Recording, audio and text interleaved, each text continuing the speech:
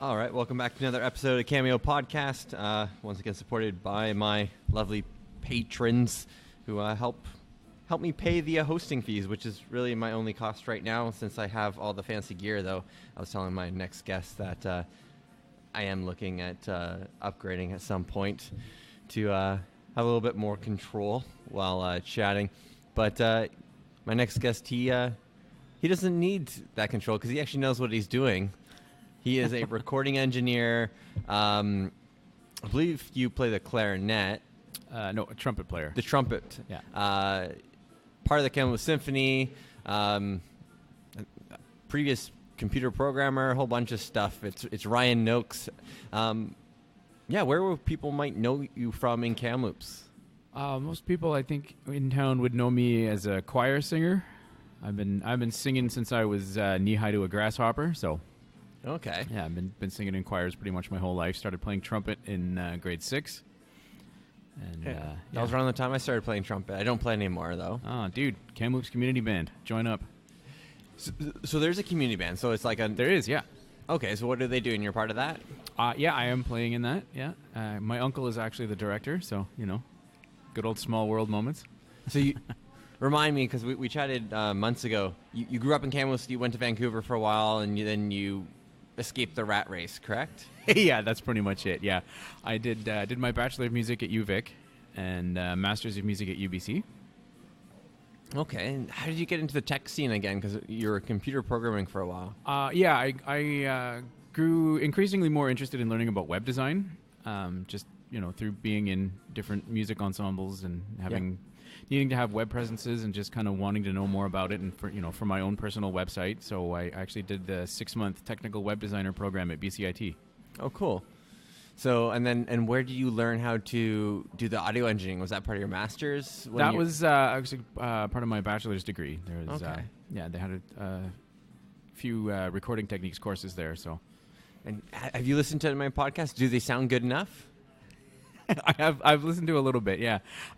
They sound good. I mean, like not too horrible. Oh, no. I would never use the word horrible.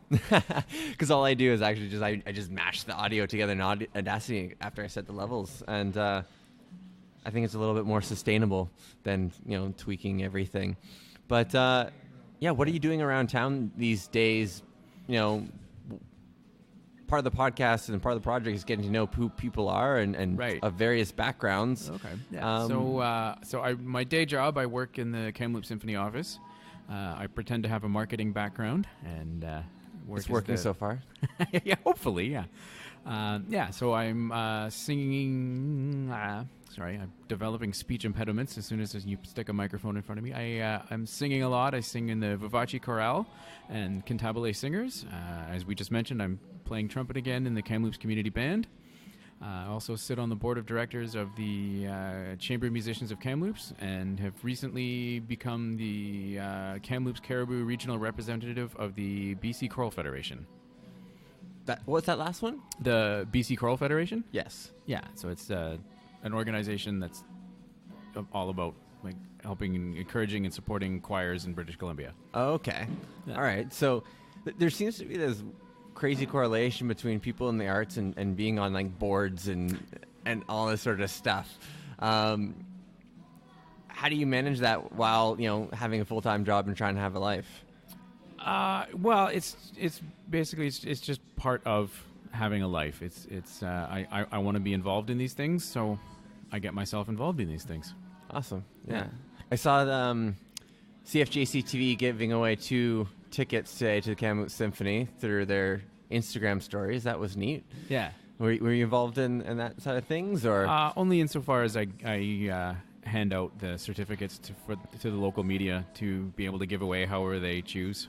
Okay. So yeah, it's nice to see that they're doing something fun and interesting, like using Instagram stories as a giveaway. Yeah. Actually, I was like, oh, that's actually a good idea because be the third one to comment, right? So yeah, I was like, oh, there's no way people can know. Yeah. Well, yeah, it's because there's a lot of people that can't call in listening to the radio contest or something, or maybe they hear it, but they're not in a situation where they can pick up the phone and make a phone call. But you're kind of checking out Instagram. Oh yeah, hey, Yeah, the internet's changing everything, and Very the true. symphony Case in must be point, seeing podcasting. that. Yeah, case in point, podcasting. But the Yeah. symphony must be seeing that to some degree too. Do you see a changing demographic? Do you see a younger demographic, or how are you trying to bring in a younger demographic to make sure that the symphony is around in a decade or two? Yeah, we're definitely starting to see like a younger demographic interacting on social media, and starting to see a few under 50 faces in the crowd, and so that's always nice. Interesting. Do you think there's a way to, like, because I know band was always a big part of what my junior high and high school, not high school, just junior high for me, experience, right? I played from grade 4 to grade 8 in a band to some capacity, and mostly trumpet, sometimes ADHD or whatever kick in, and I'd jump at the drums, right? But Right. how do you think we translate like that school program into like that longevity of getting people involved in the traditional music, especially when so many kids are listening to this electronic music like myself? Yeah. Well, I mean, if it's good music, it's good music, right?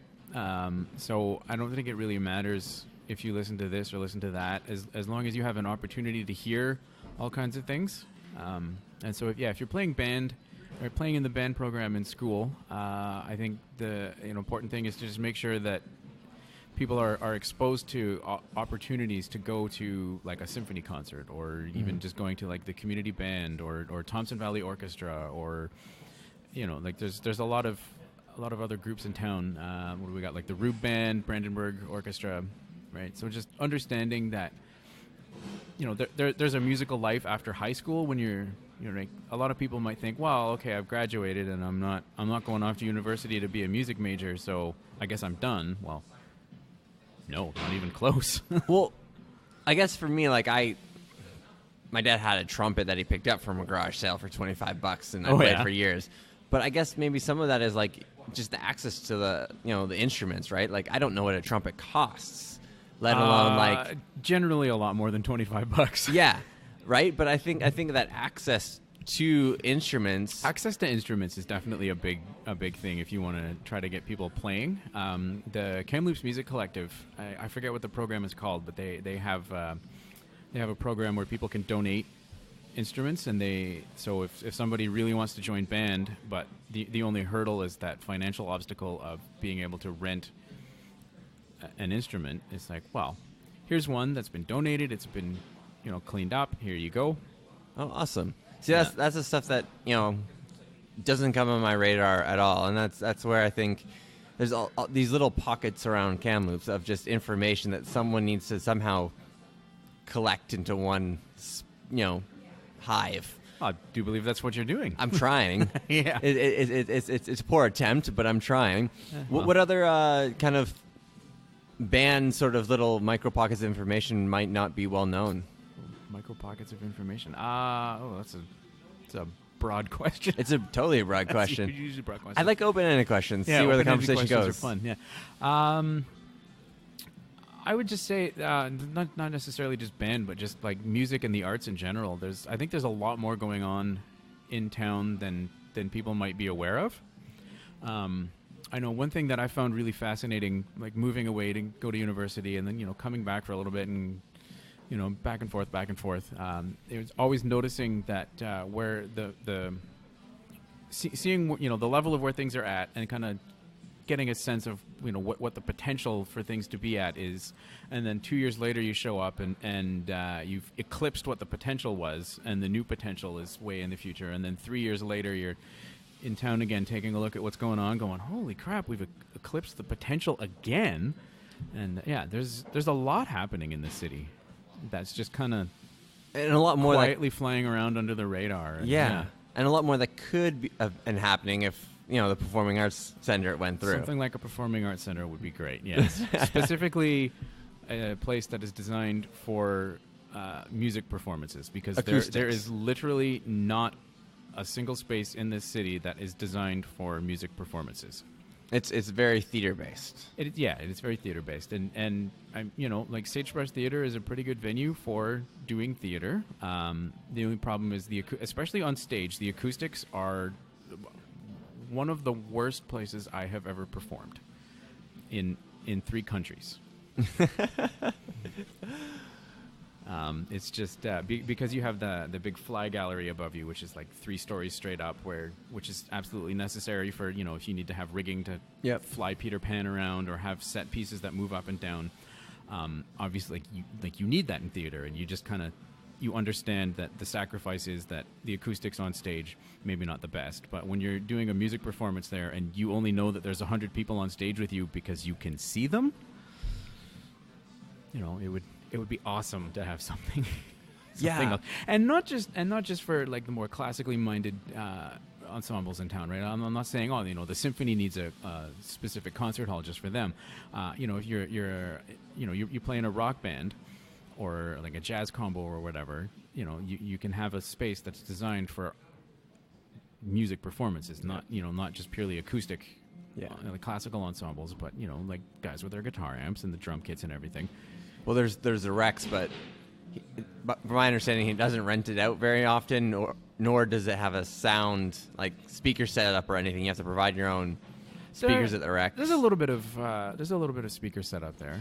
Okay. And actually, the Kamloops Symphony has our chamber music series happening there this season. So nice. Yeah, we're getting a good sense of what that space is like. It's a really nice looking space. You can get a decent amount of people in there. Yeah. I'm really interested to see what ARPA does on the North Shore with that arts and tech.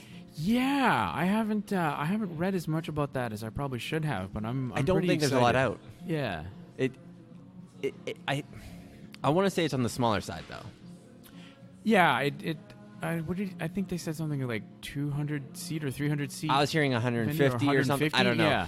I don't want to spread fake news by any means, right? Yeah. But well, I don't know.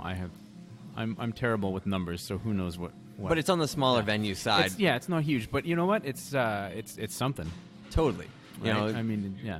Because there's like the Shimera Theater, you know, could probably do a lot of the performances there, or these smaller troops, right? You know, to really build up the micro, you know, the small side of you know, the stuff that happens but doesn't have a home. Yeah, exactly. Yeah. So, yeah, what's something we haven't chatted about that you think maybe you want to discuss? Oh, I don't know. I mean, I put my big plug in there for a proper music hall. Absolutely. It's coming. Like you said, like, you know, we eclipse it and then we keep on, you know, the next level, right? It's, I am excited to see the changes we've seen in City Hall. I think it's a good step forward, and that we're moving in a really positive direction in Kamloops. Yeah, there's some positive things happening, that's for sure. But what's gonna be next? I don't really know. You know, no, we're kind of figuring it out. It's gonna be fun to see what happens, though. Yeah. Anything? Anything special that you want to chat about? I don't know. Tell me more about audio engineering sort of stuff, right? Like audio engineering. Okay, yeah. So it was aside from like understanding like there's pitch it, there's clipping or whatever. What are you looking for in a nice wavelength when someone records their voice and then they see they're recording for the first time? Okay. Yeah. So we got the classes I took did a really good job of like helping you understand how to get that good mix of the good direct sound of like the person singing or the instrument playing and the space that you're in. Mm-hmm. It was mostly around assuming that you're in a space with nice acoustics. So just kind of getting that good blend of things together, and there's some really interesting techniques that you can use to like just capture the ambiance of the room, and then you can like a nice close mic on the performers and just really get that nice blended sound. Okay. Yeah. Like with my recorder, I have the option to use these extra mics while we're chatting, right? So if I could get the ambiance of the yeah, the conversation happening of at the table coffee shop, right? across the way, and the background music, yeah. Which, so far, no coffee shops have actually given me grief at all for recording, which is cool. They seem to be all pretty with it. Ooh. And someone just dropped a painting. Oh dear. The artist will never find out. We're at the Art We Are. Normally, I give a plug of where we are, but I was a little bit late. But yeah, Ryan, where can people find you or reach out to you if they have any questions about band-related stuff? Because you seem to know the happenings in this town regarding musical instrument style musicians. I'm slightly connected here and there, I guess. Yeah. You can check me out just ryan-noakes.com. It's Noakes. There's no K at the start. Why the dash? It's purely an aesthetic thing. I don't like the look of, because Ryan ends with an N and Noakes begins with an N, and just the two N's side by side. I don't know. It's a weird aesthetic thing to me. I don't like it. And that makes sense. And it just kind of separates it. And if I say my name too quickly, people hear Ryan Oakes, right? Because you've got that double N sound. So it's just. See, whenever I see the hyphen, I'm just like, oh, someone must have snapped up the first domain. But now when you explain it, it's like, okay, that makes sense. Yeah, I don't even, I'm not even sure if just plain ryannoakes.com was available at the time. I wanted that hyphen in there. Cool. Well, thanks for taking the time to meet with me today. I appreciate it. Yeah, well, thanks very much for inviting me. Yeah, it's been a while since we had that coffee or whatever, be it Motivo. A lot has changed in my life, and I imagine a lot has changed in your life. You got these two adorable kittens that seem to cause a lot of trouble. Yeah.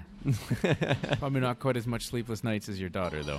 Actually, you'd be very surprised. Oh, yeah? She sleeps through the night. Oh, all right. Till from 7:30 to about 6 a.m., 7 usually. Yeah. Not bad. Yeah. So I usually get up and move to the couch around 4 in the morning for a couple little, 2-3 hours of sleep more. And yeah, she's really good. So, knock on wood, of course, yeah, right? Of course, yeah. Been lucky with that. But, thank you once again for listening to the Cameo podcast. If you feel inclined to subscribe, that'd be cool. Otherwise, catch me next time.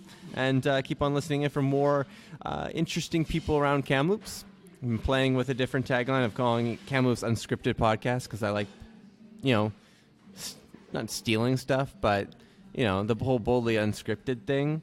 I feel like I can take it to its fullest potential. Sorry, Tourism Kamloops, but I want to see how far I can take it unscripted, and I've got some plans to push the boundaries, even though I don't mean to be controversial.